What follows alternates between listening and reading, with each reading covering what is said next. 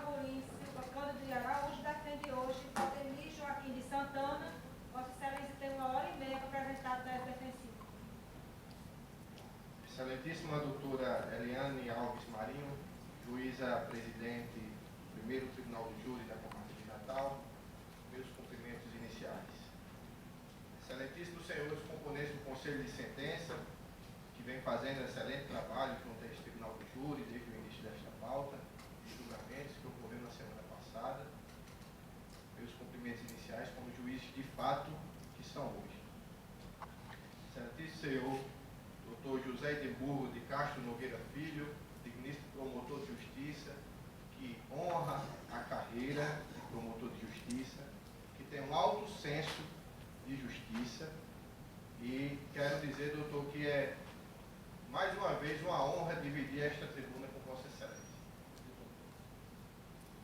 Excelentíssimo senhor doutor Valdemir Joaquim de Santana Júnior, assistente da acusação, Excelentíssimo senhor Dr. Diego Melo e Gabriela Amorim, colegas advogados que me acompanham nesta defesa, senhores servidores e serventuários do Poder Judiciário, senhores policiais militares que guarnecem essa casa, advogados e estudantes de direito, porventura aqui presente, familiares da vítima, que são os mesmos do acusado, meus cumprimentos a todos.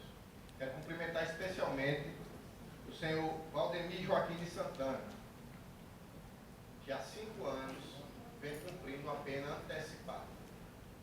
Há 5 anos ele vem respondendo a um processo grave, que é a tentativa de homicídio qualificado.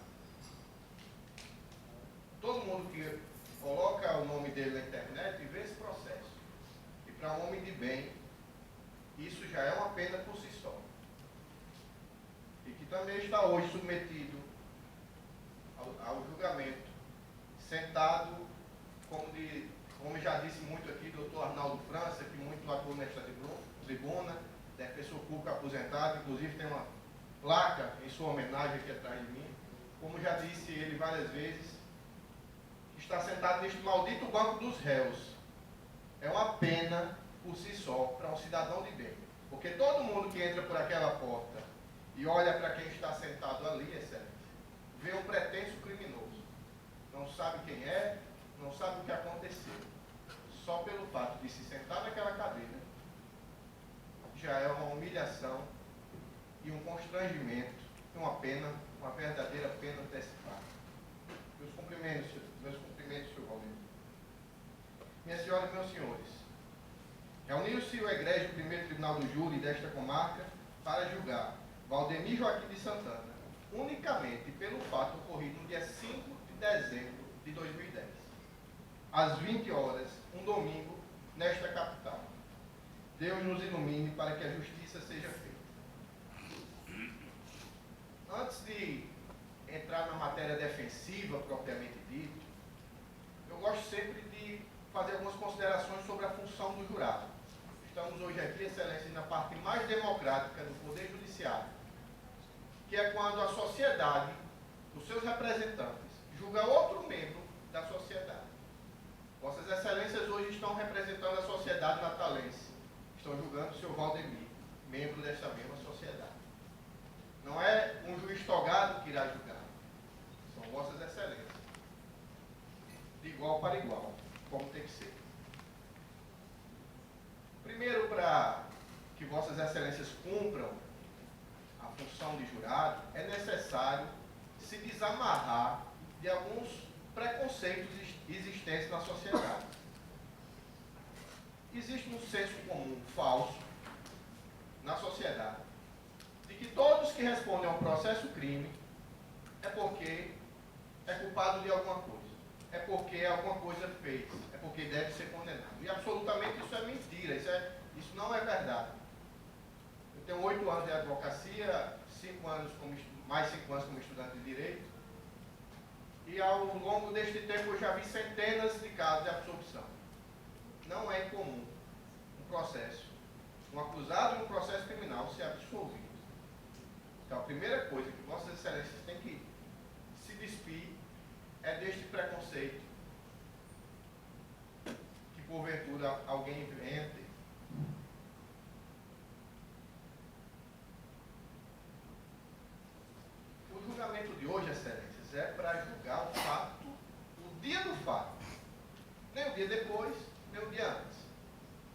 Tribunal, dia 5 de dezembro de 2010.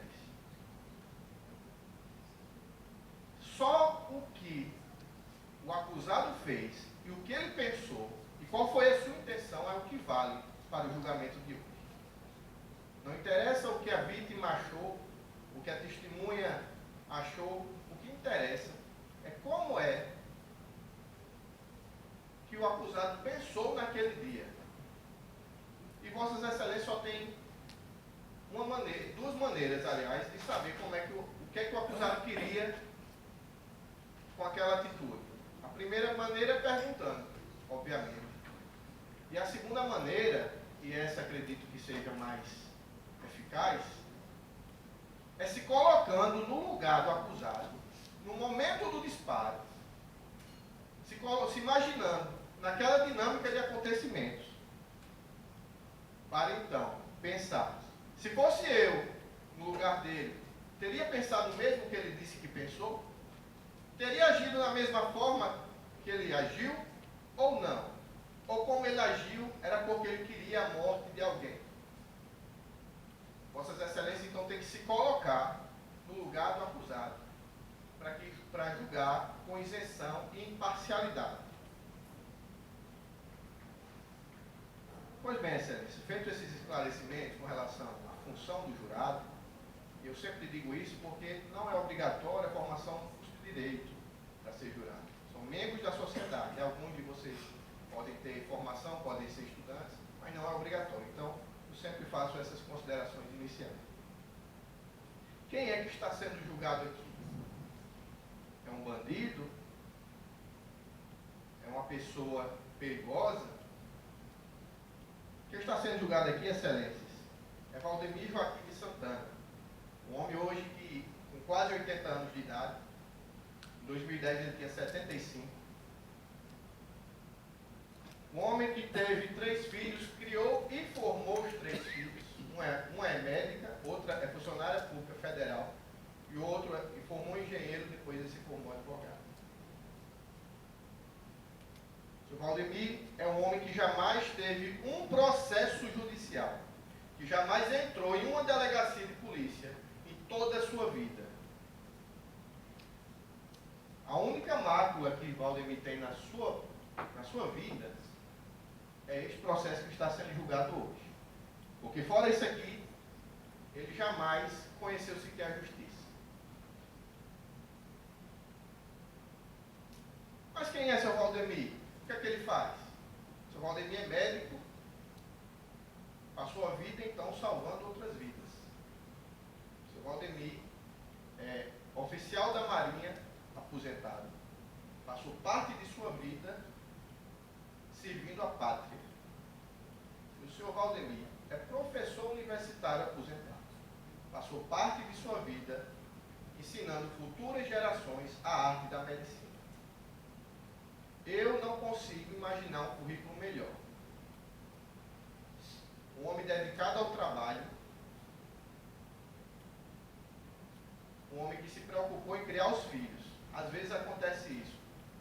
O cidadão trabalha tanto, com medo que falte alguma coisa para seus filhos, que às vezes abandona até um pouco a questão emocional. Se preocupa mais em dar e que não falte do que com as próprias relações. Foram narradas aqui fatos ocorridos há mais de 30 anos. Há mais de 30 anos o senhor Valdemir é separado da ex-mulher. Qualquer crime, o senhor Valdemir não cometeu nenhum crime, mas qualquer crime prescreve antes de 30 anos. O senhor Valdemir teve realmente um casamento conturbado, em 1984, mais ou menos, que foi quando eles se separaram. Naquela época não era comum a separação, mas o senhor Valdemir nunca abandonou materialmente os filhos. E deu sempre o melhor que pôde. Excelências, para que se coloque no lugar do acusado, no momento do crime, é necessário imaginar a dinâmica dos acontecimentos. Foram ouvidas muitas testemunhas e declarantes no processo, como o Dr. promotor disse, são mais de 10 horas de depoimentos só na fase judicial, sem contar a fase policial, sem contar hoje.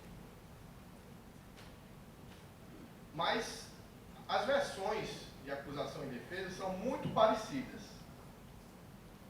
O que muda é um momento posterior ao disparo, um curto espaço de tempo.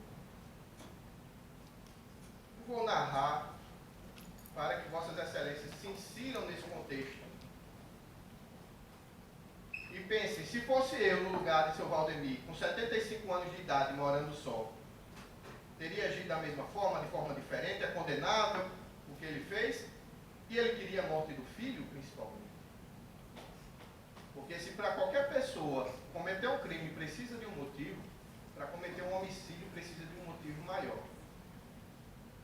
E se para um homicídio precisa de um motivo maior, para um homicídio contra o filho precisa de um motivo maior ainda. No processo aqui não foi apresentado nenhum motivo plausível.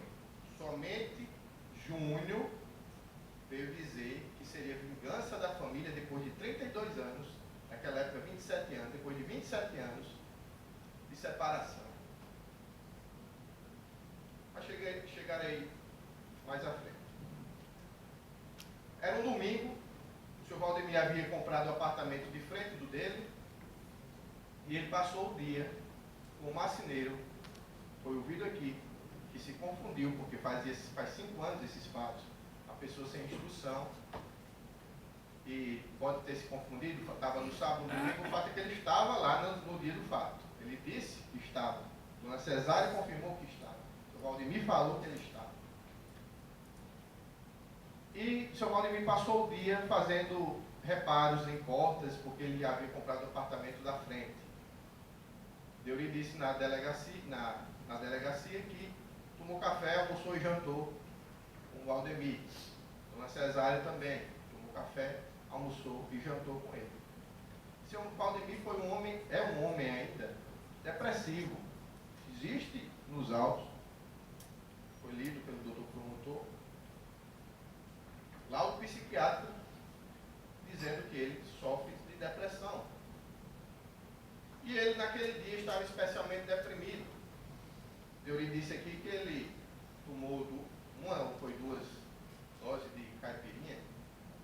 Enfim, no domingo à tarde, dentro de casa, crime algum nisso. Então, Deuri tomou café, almoçou e jantou. E quando foi à noite, depois da janta, Deuri foi embora. Dona Cesária lavou a louça, como ela disse, e foi-se embora. Sendo que antes disso, Dona Cesária tinha visto uma arma no apartamento de seu Valdemir. Ela tinha 1 ano e 10 meses de relacionamento com ele, e a primeira vez que ela tinha visto uma arma. Naturalmente, ela ficou super preocupada. O namorado, um homem que tem depressão, que estava triste naquele dia, que uma arma dentro de casa é de se causar preocupação. E Dona Cesária ficou muito aperreada com essa arma. Essa arma, excelências, foi adquirida por senhor Valdemir em 1970. Tem a nota fiscal da arma nos autos.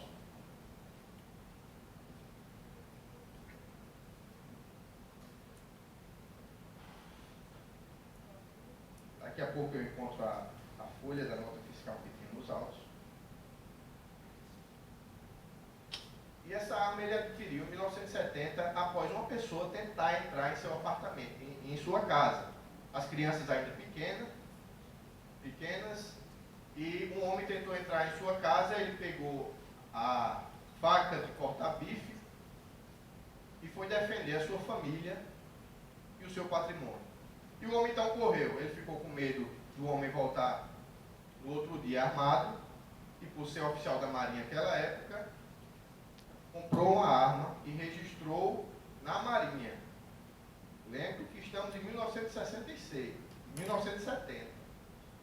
Registrou essa arma na Marinha. E graças a Deus, até aquele dia, ele jamais tinha usado aquela arma. A filha dele, em depoimento, eu vou ler mais à frente, disse que sempre achou o pai muito cuidadoso com essa arma.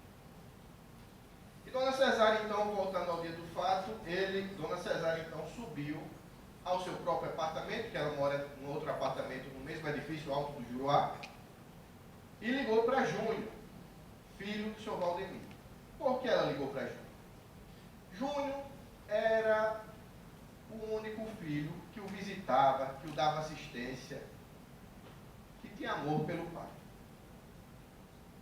E o pai tinha amor por Júnior. E tudo de seu Valdemir era com Júnior. Dona Cesária disse, que seu Valdemir disse, qualquer coisa que acontecer comigo, diga a Júnior, informe a Júnior. As testemunhas que ouviram aqui disseram a mesma coisa.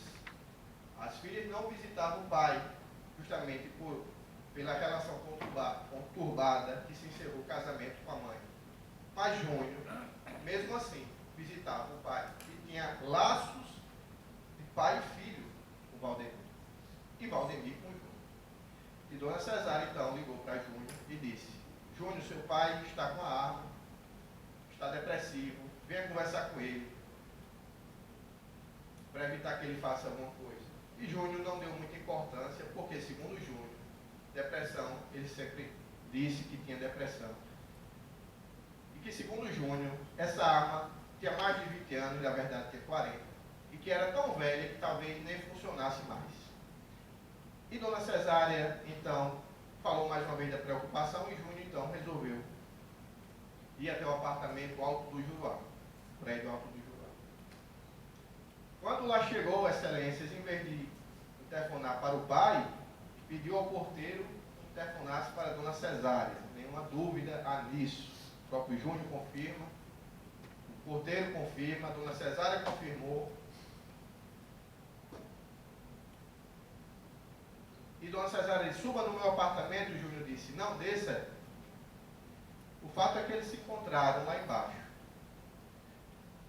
Nisso, Valdemir Filho, Valdemir Júnior, conversou rapidamente com o porteiro, que já o conhecia, porque ele já havia morado no edifício Alto do Juruá, no apartamento 803, e o porteiro deu notícia de que Valdemir tinha comprado o apartamento da frente. O Júnior não sabia dessa data.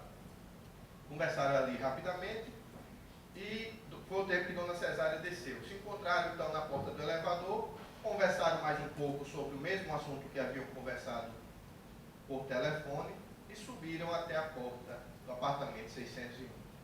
Dona Cesária disse, aqui inclusive, que quando chegaram, a luz de dentro do apartamento já estava apagada. Júnior teria tocado algumas vezes a campainha, e o pai não atendeu. Dona Cesária teria tocado algumas vezes a campainha, dessa vez mais apressada, e Valdemir não atendeu. Começaram então a bater com força. E Valdemir continuava não atendendo. Esse desespero de Dona Cesária é plenamente justificável. Sabe? Um homem depressivo, que mora só, que tinha uma arma dentro de casa, ela pensou que podia ter acontecido o pior. Ao mesmo tempo que isso acontecia, e agora se coloquem na situação de Valdemir. Ao mesmo tempo que isso acontecia, Valdemir estava em casa. Tinha acabado de tomar banho, como ele mesmo falou, ou estava trocando de roupa, e ouviu aquela algazarra em sua porta. Um homem de 75 anos que mora só, às 8 horas da noite de um domingo, sem o porteiro avisar que ninguém estava subindo, ouviu uma algazarra tocando a campainha e batendo na porta como se fosse arrombar. Valdemir vai até a porta, olha no olho mágico e não vê. Ele não vê, como a assistência da acusação diz, ele não vê que o corredor está vazio. Ele não vê nada. Ele não olhou no olho mágico e viu um corredor vazio. Ele olhou para o olho mágico e não conseguiu identificar nada. E por que ele não identificou nada? Dona Cesária é que disse que Júnior colocou a mão 2 ou 3 vezes no olho mágico, o dedo, segundo ele, 2 ou 3 vezes no olho mágico. Paulo, síndico, disse que o corredor à noite, a iluminação, só se dá se se houver equacionamento da luz. Ele diz também, na terceira vara criminal, durante a instrução, que na frente de todas as portas do apartamento Alto do Juruá, a iluminação é deficiente. Ou seja, é escuro. Seja por uma coisa, seja por outra coisa. Seja porque até o seu Valdemir tomou uma dose ou duas, ou três, caipirinha que seja. O fato é que ele olhou e não viu nada. Ele voltou, pegou sua arma e foi abrir a porta com a arma em punho, porque pensava ser um assalto. Excelências, ele abre a porta com a mão esquerda, a porta abre nesse sentido. Segura a arma com a mão direita, como ele disse, encostada ao corpo. E quando ele vai abrindo a porta, a mão dele esbarra no batente que tem na porta, do lado de dentro. Eu gostaria, inclusive, que o doutor Diego mostrasse a foto. Que não foca bem o batente, mas dá para perceber que existe um batente. Existe a porta normal, a parede, a porta, e encostado na caixa da porta existe um batente do lado de dentro.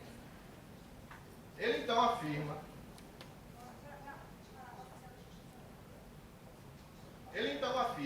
que quando abriu a porta, foi abrindo a porta, a mão bateu nessa quina pelo lado de dentro. O que é completamente plausível, porque um revólver é pesado. Mas seja por isso, seja porque o senhor Valdemir já tinha 75 anos e a firmeza da mão não era mais a mesma firmeza que tinha um homem jovem de 20 anos. Seja pelo medo das circunstâncias que estavam naquela hora, naquele momento. Seja porque a arma tinha 40 anos de idade em 2010 e não é digna de confiança. O fato é que a arma disparou acidentalmente, sem a intenção do senhor Valdemir. Disparada. Dona Cesária aqui falou que quando o senhor Valdemir abriu meia porta, não abriu a porta inteira, já viu clarão. O que corrobora com a afirmação de que quando ele foi abrindo, a mão esbarrou na porta. Que o tiro foi acidental. Quando o revólver dispara, atinge Valdemir Júnior, seu filho que estava na frente da porta. Se fosse Dona Cesária que estivesse na frente da porta, tinha atingido Dona Cesária. Se fosse eu, tinha me atingido. Qualquer pessoa que estivesse ali tinha sido atingido por aquele tiro acidental.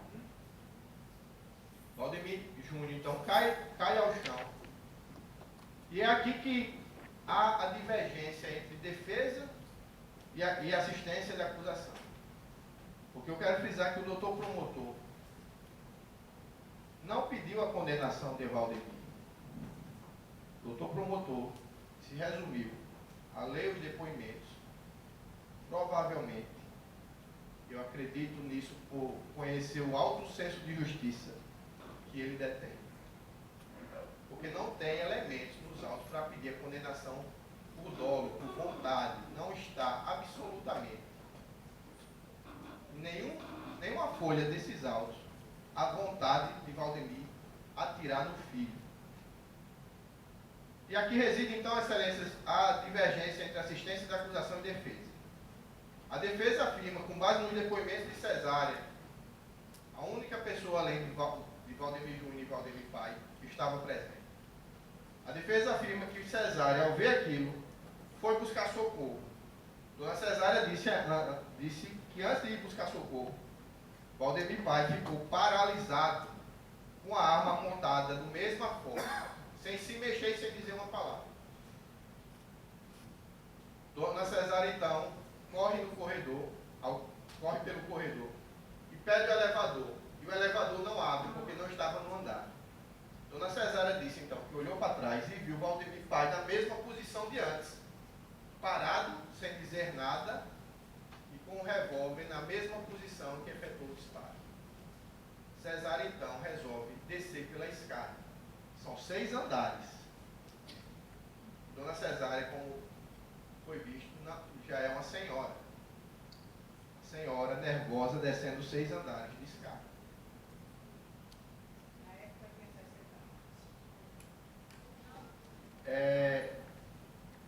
Olha, a plateia não pode se manifestar, porque pode ter ocupação, porque não ser enviado no local. Dona Cesária desce pela escada e Júnior se levanta e com as próprias pernas vai até o elevador. Diz: pai, você atirou em mim, o que foi que eu fiz com você? Isso ele te afirma. E o pai não disse uma palavra, segundo ele próprio. E quando Júnior toca o elevador abre. Porque Dona Cesária já havia chamado. Foi o tempo que o elevador chegou lá. E Júnior desce pela escada, pelo elevador, e chega no 6º andar até o térreo primeiro do que Dona Cesária. Quando Júnior chega, fala para o porteiro: meu pai atirou em mim, chama a polícia e chama a SAMU.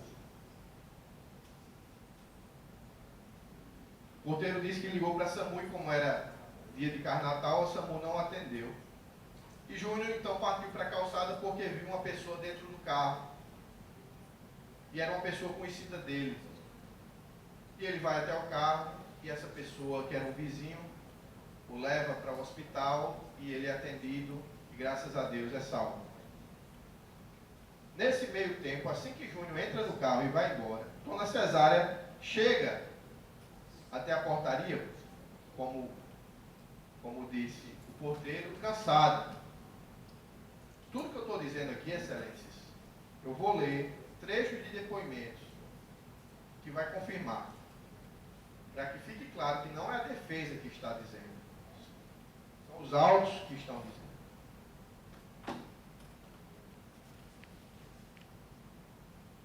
Dona Cesária então chega cansada e diz a mesma coisa: Valdemir atirou no filho. Chama a SAMU, o porteiro disse: ele acabou de passar por aqui. Dona Cesária então sobe até o seu apartamento e lá se encontra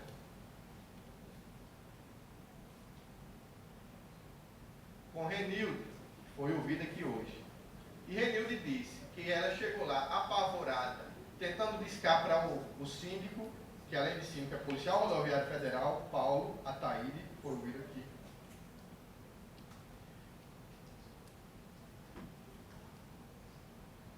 E ela chega lá apavorada. E Renilde então sacode ela, pergunta o que foi, ela explica e pede para ela ir avisar Paulo Ataíde, que mora no andar de cima. Renilde então afirmou aqui perante Vossas Excelências que Dona Cesária saiu e logo em seguida ela saiu. Quando ela saiu para ir para o apartamento de Paulo Ataíde informar o ocorrido, ela cruza no corredor com o seu Valdemir, mal trajado, com a roupa de dormir, com o olhar estatelado, e apesar de conhecê-la, não falou uma palavra, não a cumprimentou nem disse nada, só passou por ele, como ela afirmou aqui. Ela disse então que subiu ao apartamento do síndico, avisou o ocorrido e o síndico desceu. Quando o síndico desceu, encontrou Valdemir ainda no corredor do 15º andar, completamente fora de si, sem entender, não estava normal, não estava 100%, palavras de Paulo. E Paulo indaga: professor, o senhor atirou em alguém? Ele disse: deu um tiro num ladrão. Aí ele disse: professor, o senhor atirou no seu filho. Quando ele disse isso, Paulo disse que Valdemir ficou surpreso. Filho? Filho? Eu atirei no meu filho? E cadê ele? Vamos para o hospital. Foi aí que seu Valdemir caiu em si. E desde o momento do disparo até esse momento, conversando com Paulo, ele estava em estado de choque, sem acreditar no que tinha acontecido, sem entender quem tinha sido atingido com aquele disparo. Ocasião que Paulo disse que foi até o apartamento, foi juntamente com Valdemir até o apartamento, vê a arma e a 4 mãos eles desmuniciam a arma. Olhe se essa é a reação de quem comete uma tentativa de homicídio. Totalmente passiva a reação dele. Não tentou fugir, não tentou enganar ninguém. Paulo então chama a polícia chega, revista com autorização do seu Valdemir o apartamento para ver se tem mais coisas, mais armas, não acha e leva o Valdemir preso. Ele passou 45 dias preso na carceragem da Marinha aqui na Natal. Excelências, essa é a dinâmica dos acontecimentos. Isso foi o que aconteceu. E a divergência entre a assistência da acusação, como Vossas Excelências perceberam, é que a assistência disse que houve um diálogo, que o pai queria atirar de novo no filho, mas ficou parado sem atirar porque esperou ele sangrar, ele teria se fingido de morto. Aí o pai saiu, com a arma totalmente carregada, saiu, entrou e fechou a porta. Isso, Excelências, só quem disse foi Júnior, e está fora de contexto. Como eu disse, para querer a morte de outra pessoa, e principalmente do filho, precisa-se de um motivo muito forte. Então, doutor advogado, por que é que Valdemir Júnior vem pessoalmente à tribuna do júri pedir a condenação do pai? Por dinheiro. Júnior está aqui hoje por dinheiro. Se eu fosse Júnior, eu teria vergonha de vir aqui pedir a condenação do meu pai. Por mais que eu achasse que ele queria me matar, eu jamais vinha pessoalmente, perante a tribuna do júri, pedir a condenação do meu pai. Deixaria nas mãos da justiça. Mas por que por dinheiro? Em abril de 2011, Júnior ingressa com ação de indenização civil, 4 meses após o fato. Júnior entra com ação de indenização civil contra Valdemir pai. E ele pede uma pensão vitalícia no valor de 30% de seus vencimentos, alegando que não pode trabalhar. E uma indenização por danos morais, materiais, estéticos, lucro cessante, no valor de R$750 mil. Júnior quer fazer esse fato, essa quase tragédia, esse acidente que aconteceu aqui hoje, a sua aposentadoria. Foi concedida nesse processo, Excelência, uma liminar e foi determinado o desconto provisório direto no contra-cheque de seu Valdemir, no valor que hoje está em R$3 mil mensais. Então, desde abril de 2011, ou seja, há mais de 4 anos, Júnior recebe todo mês R$3 mil do pai, já descontado em folha. Então, Valdemir pai já pagou mais de R$150 mil a Júnior nesse período. Mas Júnior ainda quer 750 mil e uma pensão vitalícia. E o julgamento de hoje, Excelências, seja para um lado, seja para o outro, irá influenciar diretamente no julgamento da ação civil. Porque o juiz de lá vai tomar conhecimento do que aconteceu aqui. E para garantir a sua aposentadoria, Júnior vem pessoalmente na tribuna do júri pedir a condenação do pai.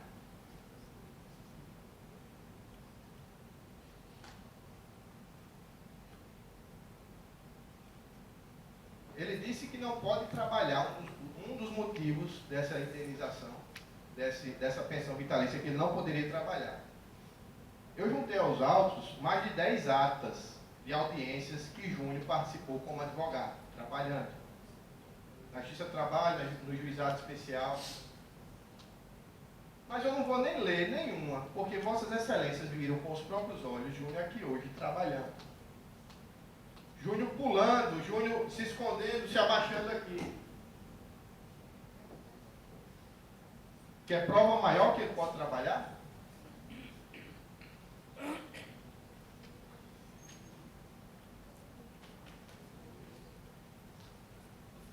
Eu vou ler aqui, Excelências, como eu disse, para que não fique parecendo que a defesa é que está criando tudo isso. Apesar do doutor promotor já ter lido vários depoimentos, vários trechos de depoimento, faço questão de ler alguns e fazer algumas considerações.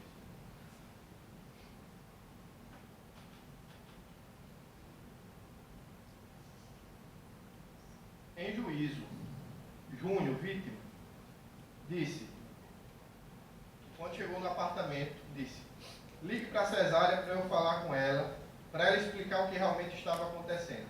Vamos nos encontrar no apartamento de papai. Quando eu cheguei, o elevador já vinha do 6º andar. Segundo ela, ela passou lá e como eu não estava, ela desceu. Aqui Júnior confirma que pediu para ligar para interfonar para a dona Cesária. Olhe, Cesária, afirmação de Júnior. Eu cuido da minha mãe de 70 anos e cuido da minha avó de 92 anos em uma cama que não anda, não faz nada. E meu pai nunca pediu que eu fosse cuidar dele. E ele tem a você. No dia que ele precisar, eu venho cuidar dele. Esse trecho de depoimento mostra que Júnior era disposto a cuidar do pai, porque Júnior amava o pai até este dia. Ele continua: pela confiança que eu tinha até aquele presente momento de 44 anos de convivência e com 27 anos dando assistência emocional para ele, eu achava que existia esse elo de confiança. Reforça aqui que Júnior dava assistência ao pai há 27 anos, emocional. Qual é o sentido de Valdemir querer a morte do único filho que dava assistência emocional a ele desde que ele se separou da mulher?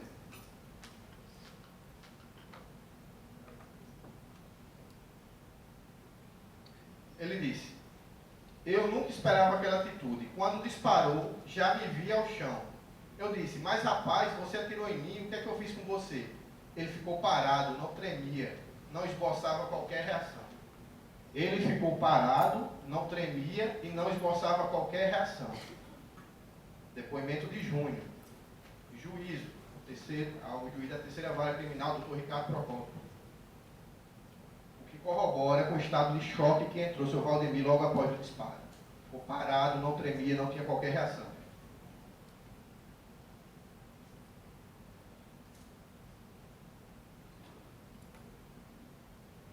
Perguntado quanto tempo fazia da separação do acusado com sua mãe, respondeu: 27 anos, que é o tempo em que eu cuido dele acusado. Reforçando, Júnior não nega que dava assistência emocional ao pai. O porteiro, Edinaldo Ferreira Xavier, disse: ele não disse que ia para o apartamento do pai dele. Ele chegou e disse que queria falar com a senhora Cesária Luna do apartamento 1504. Foi o que eu fiz. Interfonei para a dona Cesária, ela desceu. Com pouco tempo depois do barulho, ele apareceu baleado. Ele pediu para mim chamar SAMU. Em seguida, a senhora Cesária desceu pelas escadas, pedindo que chamasse a SAMU. Dona Cesária chegou logo depois. Dona Cesária chegou cansada, veio pela escada. Aqui, Excelências, a gente vê que, ao contrário do que a assistência da acusação disse, Dona Cesária não fugiu, não o abandonou. Dona Cesária desceu pelas escadas para pedir socorro a ele.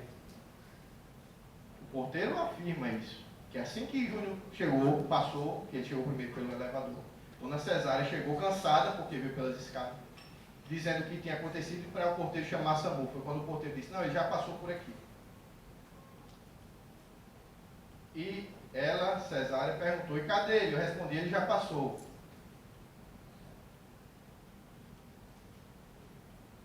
O porteiro disse que foi indagado, o Valdemir depois, Ele perguntou, como a portaria deixa alguém subir sem me comunicar? Eu disse, não, doutor, sinto muito, mas seu filho não veio ao seu apartamento. Ele pediu para interfonar para a dona Cesária. Deuri, o marceneiro, na polícia, Folha 5051, disse, ainda pela manhã, o senhor Valdemir reclamava-se maldizendo que vivia sozinho, como um cachorro sem dono, abandonado, sem nenhuma filha, lhe telefonava, dando a entender que vivia na solidão e só tinha por ele o filho. Era o único que o visitava. Antes de realizar o serviço no dia 5/12/2010, o depoente já havia trabalhado para o senhor Valdemir. Antes. E ele sempre comentava que só o filho dele era quem o visitava, o que deixou entender que ele gostava muito do filho. Até o marceneiro, que ia lá uma vez ou outra, sabia que Valdemir, pai, gostava muito do filho. Paulo Roberto de Ataíde Silva, síndico, disse, aproximadamente aos 4 minutos e 40 segundos do CD, relatou que quando saiu para ver o que estava acontecendo e ouviu passos, estando presente o acusado mal trajado, com roupas de dormir, alterado, com o olho estatelado, com o odor de álcool. O depoente perguntou o que estava acontecendo, mas ele demorou um pouco a responder. Acredita que ele estava um pouco fora da realidade. Não estava 100%. O que corrobora também com o estado de choque que seu Valdemir disse que teve após o tiro.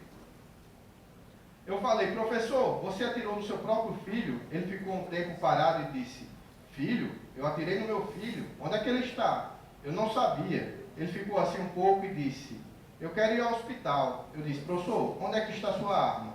Ele disse, está em casa. Eu disse, professor, vamos fazer o seguinte, vamos subir para ver sua arma. O senhor vai se arrumar e eu vou levar o senhor para ver o seu filho. Aqui, excelente, nesse trecho, nós extraímos que o seu Valdemir estava conturbado, sem saber o que tinha acontecido, sem ter identificado depois que tinha tirado o próprio filho.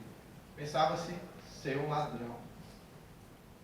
A 4 mãos nós desmuniciamos a arma, disse Paulo. Quando a polícia chegou, Paulo disse, eu falei, tenente, sou PRF, Polícia Rodoviária Federal. A arma do disparo está aqui. Parece que é problema familiar. O cidadão atirou no próprio filho. Não é um bandido.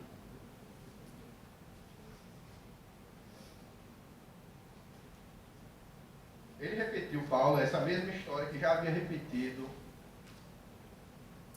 na vara criminal durante a instrução. Ele não bota um prego em casa sem me pedir licença. Altamente educado com os porteiros. Sempre muito gentil, muito educado. O nome dele foi colocado indevidamente no rol de devedores. Foi um equívoco. Quando disseram a ele que o nome dele estava no rol de devedores, ele começou a passar mal. Teve uma reação passiva, não agressiva.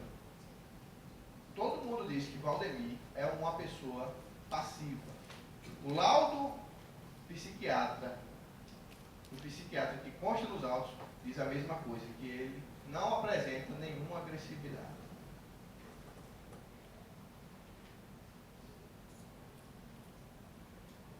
Perguntado quantas munições tinha na arma, Paulo respondeu que o tambor estava completo, tendo apenas uma deflagrada.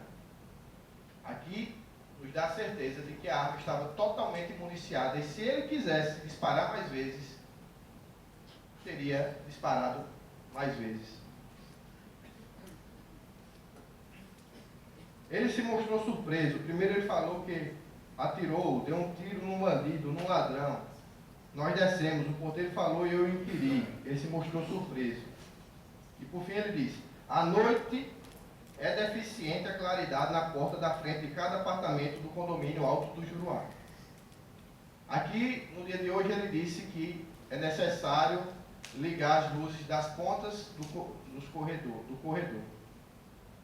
O apartamento do Valdemir fica exatamente na ponta do corredor. Só acenda do meio. Isso hoje que ele ainda é cínico. Naquela época ele disse isso. Que à noite é deficiente a claridade da porta da frente de cada apartamento do edifício Alto do Juruá. O que disse Dona Cesária Elias Luna, ex-namorada de seu Valdemir, que por conta desses problemas se afastou de seu Valdemir, a pedido dos filhos. Porque Júnior processou Dona Cesária e Dona Cesária processou Júnior. Júnior processou também o condomínio Alto do Juruá, pedindo indenização ao condomínio. E como um modo de se afastar de Júnior, os filhos de Dona Cesária pediram para ela se afastar de Valdemir. Eu não concedo, Excelência. Mas eu vou conceder, porque o senhor disse que ele processou o condomínio Alto do Juruá. Excelência, a defesa entende que só a parte, só concede a parte se quiser. Não, é o juiz que concede a parte.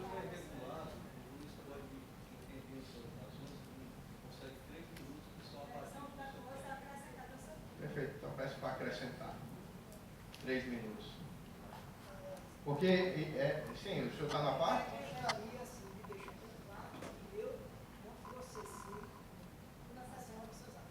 Perfeito.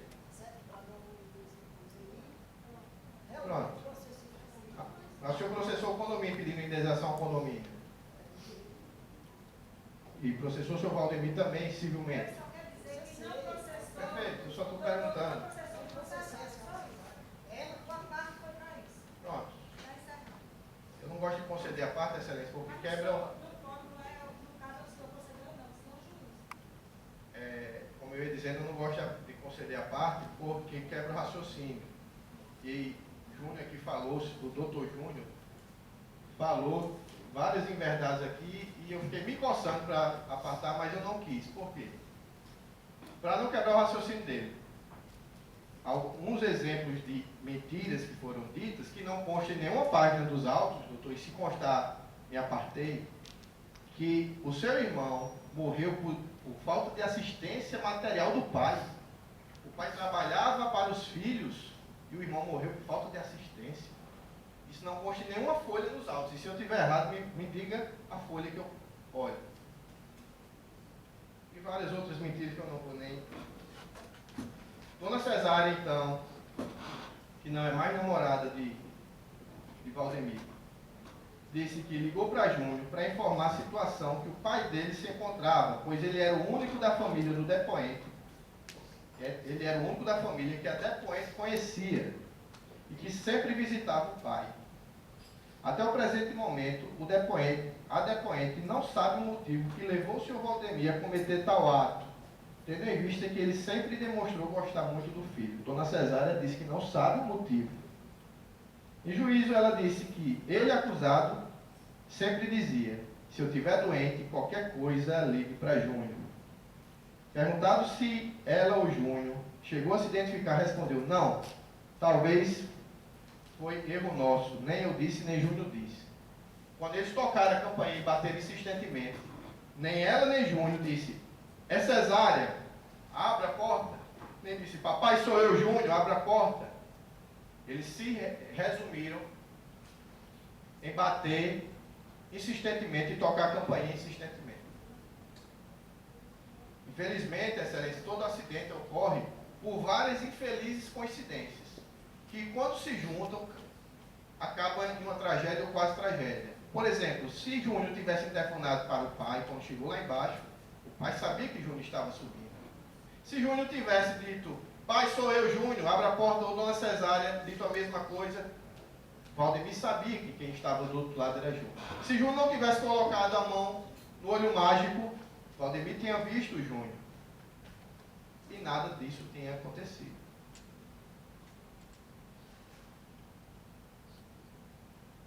Ela disse: a luz do apartamento já estava apagada quando eles chegaram. Valdemir não apagou a luz para atirar em ninguém. Ele manteve a luz apagada. Estava apagada, ele foi, pegou a arma e foi abrir a porta com ela apagada. Há uma grande diferença nisso. Ela disse: Dona Cesária, eu achei que ele estava em estado de choque. Não fez menção de fugir. Depois ela disse, na outra audiência: ele, acusado, estava super deprimido, nunca tinha visto a arma na casa dele. Ele sempre fala em se matar, nunca havia visto a arma, não sabia que ele tinha. Ele, acusado, disse: tudo de mim Júnior resolve. Eu não bati.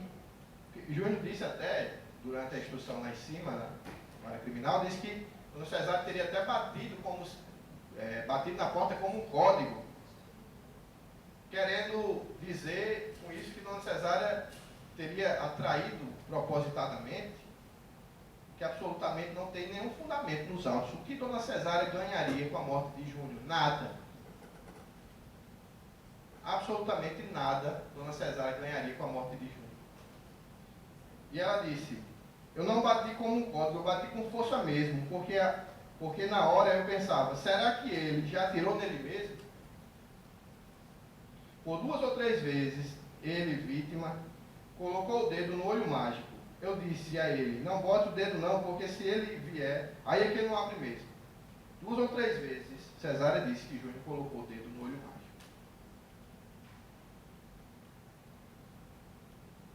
E por fim ela disse, quando ele, acusado, abriu meia porta, já viu fogo. Ele abriu meia porta, ele não abriu a porta e atirou. Ele foi abrindo e como a mão esbarrou, a arma disparou. Se Vossas Excelências acharem que uma arma pesada numa mão de um senhor de 75 anos não pode esbarrar e atirar, considere que a arma tinha 40 anos de idade. Considere a situação de medo e pavor que Valdemir estava passando naquele momento. Considere que um homem de 75 anos não tem mais a mesma destreza com a mão, como tinha quando era jovem. LK, de Santana, França. Filha de seu Valdemir, irmã de Valdemir Júnior, trouxe vários fatos que ocorreram há 30 anos atrás, 32 anos, quando eles moravam juntos. Mas relembro que não estamos julgando o casamento do seu Valdemir, estamos julgando dia 5 de dezembro de 2010. Ela disse, ele sempre teve a arma. Eu fui criada com arma dentro de casa. Eu sempre achei que ele era muito cuidadoso com essa arma. Ele não queria que a gente pegasse 6 minutos e 50 segundos do CD. Ele sempre foi cuidadoso com a arma e ele não queria que os filhos pegassem na arma. Como tem que ser um pai zeloso. Ele chegou a ajudar financeiramente meu irmão, sim. 9 minutos. Achei que casualmente foi meu irmão. Não sei se o objetivo era meu irmão. 12 minutos e 25 segundos. Ela disse que acha a filha que não tem muito contato com o pai, que não ia visitar o pai. E que segundo Júnior, o pai queria se vingar da mãe, o que absolutamente é mentira. Disse, a filha disse, eu acho que casualmente foi meu irmão. Foi casualmente mesmo. Era quem que estivesse na frente, porque foi acidental o tiro. A Issa, de França e Santana, outra irmã, disse, a vida do meu irmão era dar assistência ao meu pai. Meu irmão, olha o que a Issa disse, meu irmão amava muito meu pai. Quem disse isso foi a irmã de Júnior. Ela disse, ele, acusado, anda sempre armado porque ele acha que alguém vai